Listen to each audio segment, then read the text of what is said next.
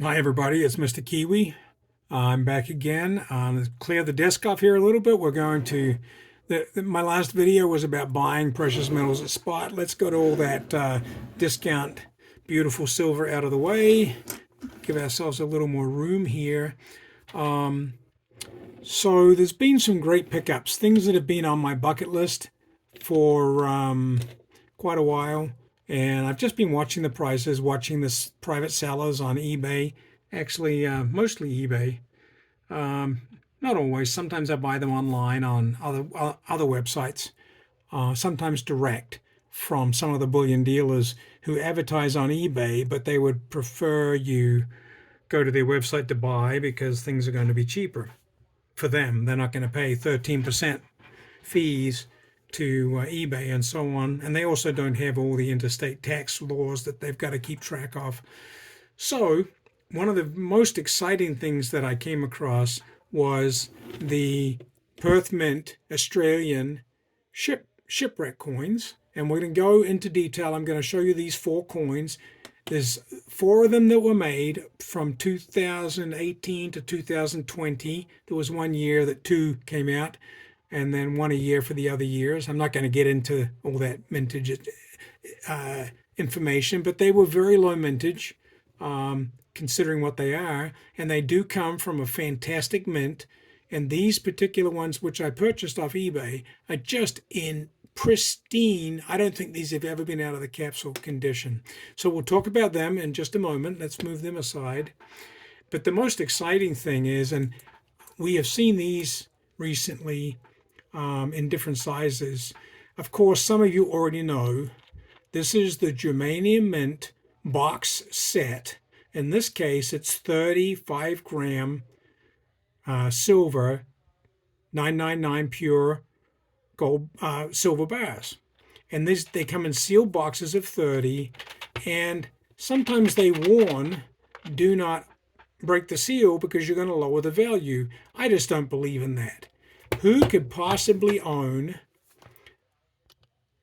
these beautiful Geiger bars, these beautiful little square bars, and not open them and look at them and look at the ultraviolet holographics that are on them and all those things? And honestly, I have no intention of selling these, so what does it matter if I reduce the value? So let's get right into this.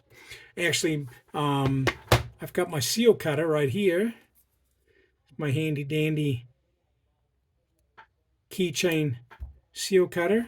Whoops, not showing that too well. It's a giant knife. We've seen some giant knives on YouTube lately. But at the same time, the same seller, I think I bought these on Reddit.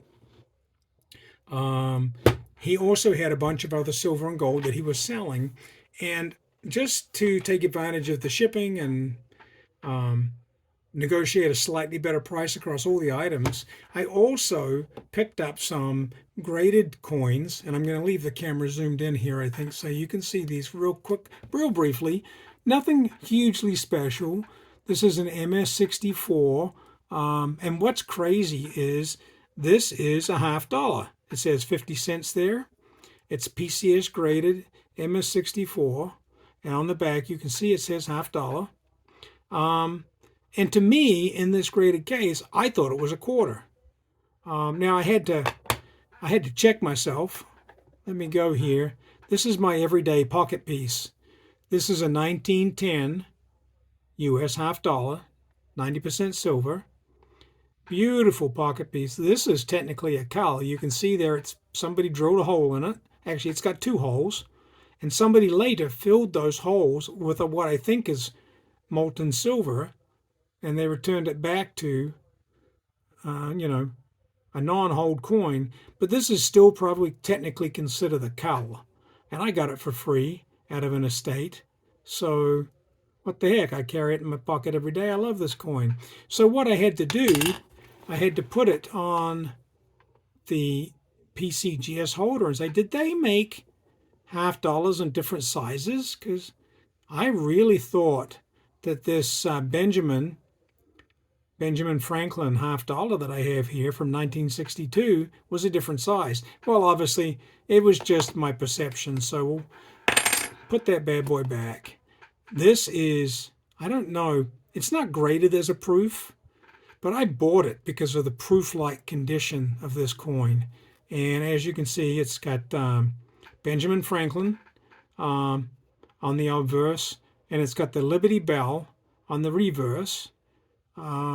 Just a beautiful, beautiful coin. So that was one. I picked that up at a very good price. I think I really got this quarter for less than the cost of what somebody paid to have it graded. Honestly, I think I paid less than $20 for this. And it's probably only about maybe a $12 or $16 coin. But still, it's in beautiful condition, and it is graded MS64, which for a 62 half dollar is really a pretty good grade. The other one that I got, just for grins, look at the proof condition of this. We call them Ikes. This is an Ike silver dollar, right? And this is graded PF 65 Cameo. So this is a genuine 1973 proof Ike silver dollar. We'll flip it over and we'll look at the reverse.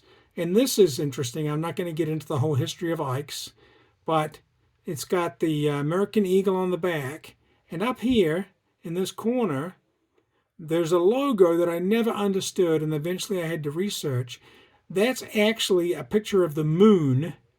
And you can see the eagle is landing on the moon. That's the surface of the moon under the eagle's feet. I do not know why that Ike was credited with any of this stuff until I did some research, and I found out that President Eisenhower, while he was president, was the one who created NASA. Now, it wasn't originally called NASA, and I forget the name that they called it. It was something like the Space Agency or something like that.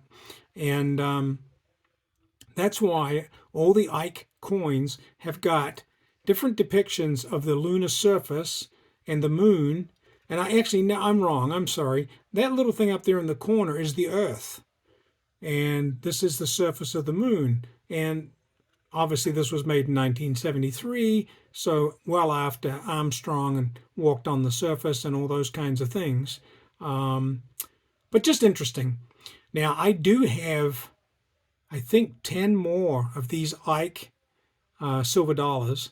Some of them appear to look like proofs. I'm not sure that they all are, but they come in special U.S. Mint boxes that are really quite ugly. And I broke a few of them out so that I can handle them and look at them. And none of them come even close to what this one looks like. Now, they were all made from 70 or 71 through 74 or 75. I don't remember exactly. And they were all, this is, as beautiful as this is, it's a 40%. No, I'm sorry. This is a silver dollar. I'm going to have to check that. The silver dollars, no, I think they were 40%. I think even the Ikes were 40%. So in brilliant uncirculated condition, they're about $10. And proofs like this are about $20 all day long. They're pretty common. But this one graded PF65 Cameo. A proof normally goes for about 20, and I only paid 25 for this. So somebody lost their butt getting that thing graded. So I talked about those for too long, but they came as part of this purchase, and I kind of dollar cost averaged the fact that I had to pay quite a premium on these guiders. So let's get to it. I'm excited to see these for the first time, just like I hope you are. And we'll cut that seal. I'm amazed that I actually got that on the camera. You know what? I wonder if I can open it just with cutting one seal. Let's zoom back out a little so you can see this better. No, I think I'm going to have to cut them both. It's a fairly tight case. And I'm cutting the seals to preserve, there's some kind of printed signature on there. See if it focuses. And I don't, maybe you could tell me what you think that says. I don't know if it's somebody who certified the coins or something to do with Geiger. I do not know. But let's see if I can get this thing open now. Ooh, this is really much more difficult than I expected. Let's go to the big guns. We'll use our capsule persuader. Oh, that's better. That felt good. I really enjoyed that. Yes, that felt very good. Now, I do know, as a result of researching the best price on this, that this particular set, being that that's the 30 times 5 gram set, are actually for sale on eBay in the States for as much as $600. So I didn't pay anywhere near that. But I did find some places who were selling more of these. And as I said, I think now that I've cut this one open, look at that. It's just beautiful. I may buy myself another one that I can keep sealed. I never keep anything sealed if it's the only one that I've got. That's just the way it is.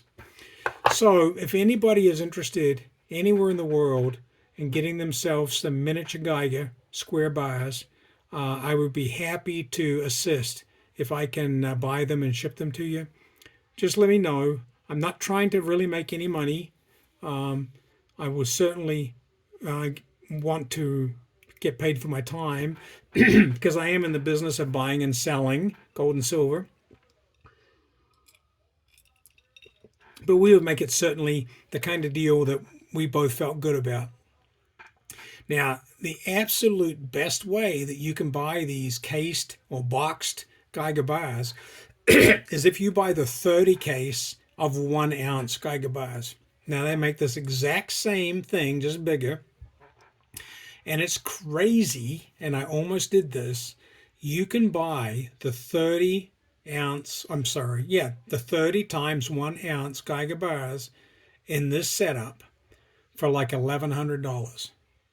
Now, if you just do the math, really good quality kilo bars or kilo coins like Perth Mint, Kookaburra coins, or Koala coins, even I'm sure some of your Britannias and other 1 kilos. Now, a kilo is 32 ounces. So this is, if you got 30 ounces of this Geiger bars, you're almost at a kilo, and you're going to pay $900 to $1,000 for a kilo bar. So if you could get 30 of these in a box set for $1,100, I think that's probably the lowest premium that you're ever going to pay on Geiger bars. Correct me if I'm wrong. It's just my feeling. So, okay. Do I do it? Do you want to see them? I don't know. Crucify me now. Yell at me later. I had to do it. And they didn't all come out, so that's great. We can now look at a few of these. We're going to handle them very gently with my invisible gloves and see if we can get some focus here. I just want, by the way, these are my first Geigers. I've never been able to own a Geiger because the premiums really are just so high. But I'm going to flip this over. I think we probably flip east to west because it's German.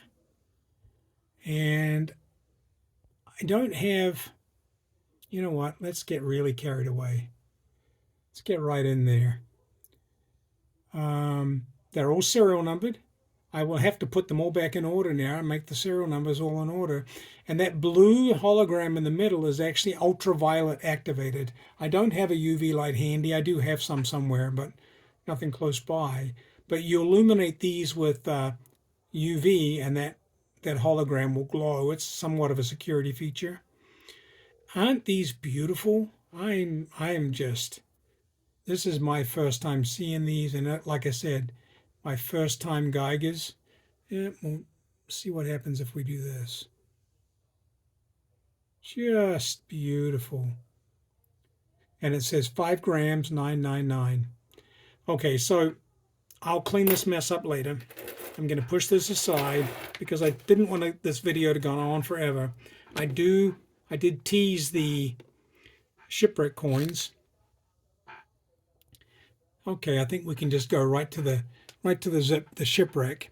Now, The obverse of these coins has a picture of the Queen because they're Perth Mint coins, and it's a $1 coin. These are 1 ounce 999 fine silver. And I didn't know this. I've seen many pictures of them, but until I had them in my hand, I did not realize that these are actually like a peat fort, where they're twice as thick but half the diameter, just like a lot of peat fort coins, which can be quite fun. Now, I've been hurt in the past when I bought peat forts, thinking that I was getting a ½ ounce or an ounce peat fort, and it turned out to be like 6 grams or something. So you make it twice as thick, and it's the size of a pea. And it's like, why did I pay $20 for that? Okay, so let's just get through these real quick. So you can see there's a depiction of the shipwreck, and the sailors are fighting natives on the island where, I guess they made it to safety or whatever. But if we rotate these, and I've never seen anybody show these properly on eBay or anywhere else where you buy them, you can see to read this coin, you have to have the point pointing down, and you can see the ship is upside down. And that's the correct way of displaying this coin, because the ship face down is indicating that it's wrecked. Now, they didn't all sink to the bottom of the ocean with their masts down, but that was the idea, that they had sunk. This one is dated 1629, I think, 1629. And this was the Batavia. I'm not going to pronounce all the names of the ships because they were like Swedish and Portuguese or something, and they're very unpronounceable. But anyway, this was 1629, and the Batavia sank off the coast of Australia somewhere. So that's the first one. I do have these in order so that we can historically do a little bit of a story. It's the same obverse with the Queen. I can't read what it says around the Queen, but it's just Queen Elizabeth and the year, I think, of the coin. This one is showing a wrecked ship on the shore, and it looks like the ribs of the ship there where it ran aground, and it looks like some booty or some loot on the shore. And we'll rotate this over to see what ship it was. And I'm not sure I can read this on the camera. I think I call these the Drex. I don't use the first name. It's the Velrippy, but I call this the Drek coin. And once again, you see the ship is upside down, but the wording is right side up, and it's the name of the ship.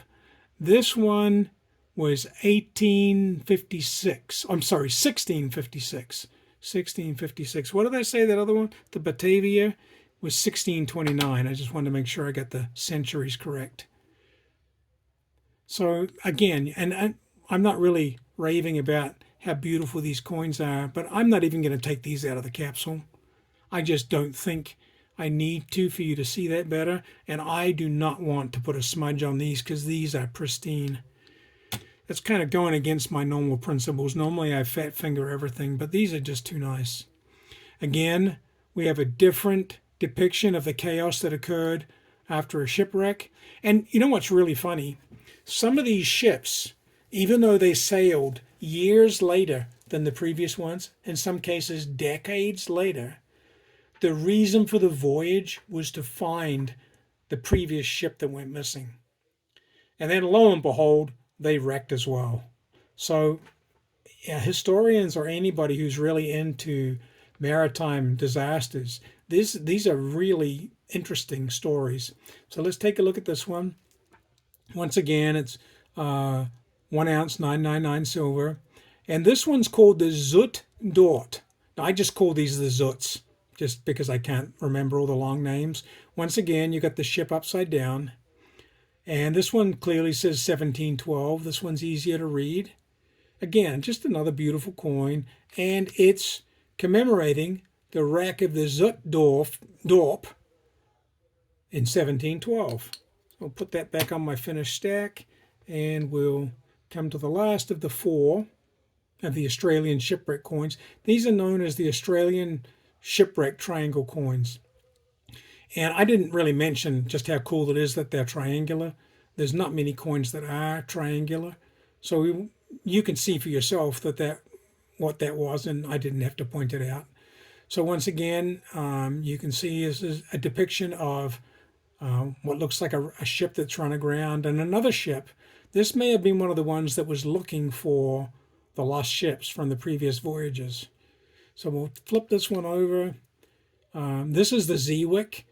This is one of the easiest ones to remember, and this was 1727. So I think this might have been the one that was looking for the Zut. Yeah, the Zut went missing in 1712, and a full 15 years later, somebody came looking for him. Now, I don't know if they found any survivors, but because I don't know the history that well. But that's how long it takes to get anything done back in olden times. Once again, just another beautiful coin. And these have been on my wish list since the first time I heard about them. So I'm just overjoyed to be able to get these. They do make these in another version. You can get these same coins, and they're antiqued, which to me is not as beautiful as these. Now, I don't know if the antiques are also Pied Forts, or maybe they're larger. So maybe the attraction to those is the coin is bigger and thinner. But again, like I said, I don't like the antique look just from the photographs that I have seen. And let's play with my Geigers here a little bit. But the strange thing is, the antique ones are actually substantially more money. So there's another reason that I got the proof silver on those Shipwreck coins. Okay, enough of that. I'm going to go now and try and figure out all my serial numbers and put these back in the case. No, I'm not. I'm just going to put them back in the case. Good night, everybody. Thanks for listening. And please feel free to tell me what you think in the comments of how I should do these videos in the future, what you want to see, what you want to hear, if you want to hear my opinions, and we can just have a whiskey chat. I won't call it a Whiskey Wednesdays because somebody already does a great job of those. And it would be great to have a live where we could just actually talk. And I really would even like to do a Zoom, and everyone can do the Zoom with their camera off, or do a Zoom with their camera on, kind of like a live, where we can just have a background. And we don't have to identify ourselves. But with Zoom, we could have 4 or 5 people, or even 10 people, and we could just have an all-out discussion on what we think about anything to do with precious metals, anything to do with world politics, regardless of what political party you believe in or what you think is wrong with the world. Our politicians have a lot to do with the economy, with inflation, with shrinkflation, with CBDCs, with government control, lack of privacy, all the things that various people talk about in the world. So regardless of your political persuasion, I think we all need to be aware of what our government is doing. And I mentioned it earlier today in a comment on one of 365's videos. It was very good. That really, for the last couple of 100 years, the U.S. government has been committing fraud on its citizens, all for the sake of monetary control. And we had silver standards and we had gold standards, and they created inflation. And as soon as that got out of hand, they forced a reset and killed the value of everybody's gold and silver, confiscated everybody's gold and silver, and used that as an excuse to revalue gold and commit a fraud on the world simply to improve their financial position. Well, it's fraud. They spent all the money, and when they ran out of money and they couldn't make more, they got rid of the gold standard. But that's not the real fraud. The real fraud was they went from $20 an ounce of gold to $35 an ounce of gold, basically in a year, and made their economy twice as healthy as it was before. Well, you know what happens when you create more money? Everything just goes up in price to match it, and you just create inflation. So that was the start of the slippery slope. It happened a couple more times in history, all the way up to in the 1970s, when they just gave up the gold standard altogether. The upside was now it was no longer illegal for citizens to buy gold, but the reason for that was the government wanted the price to go up because they had released the dollar from the gold standard, revalued the gold once again, and then let the market set the value of the gold. So all the gold that the U.S. government had in reserve at Fort Knox or whether you believe it's 8,000 tons today or significantly less, probably the rats got in there and ate the gold. It's probably the excuse that'll come out. But just think about it. They devalued the gold. They revalued the gold to $35, and then basically 50 years later, they did it again by getting rid of the gold standard, and now they could just print as much money as they want, and they've been doing that ever since. We're at the point now where we're $34 trillion in debt, and by the end of this year, we'll be spending more than the gross domestic product of the United States just to pay the interest on the $34 trillion. So, maybe we need to put the federal government or the governments of the world on a diet and make them fiscally responsible, where they can no longer buy guns and bombs and give out handouts to countries all around the world until they pay off their debt, just like the rest of us have to pay off our credit cards when we make purchases that we shouldn't have made. And I'm not taking a dig at anybody there. These are things that we all do, but we have to have responsibility for it. Our governments apparently do not. Anyway, bye all. This is the answer to dealing with the government. I'm just interested if any of you want to talk about it sometime, or if you have differing opinions of how we can fix this. Now, I've got a pretty little stack over here. I'm just going to slide this back in. I kind of like that. I got a nice slide here. I'm going to slide into this, watch some TV, and probably call it a night. Thanks, guys. Great talking to you. Talk again soon.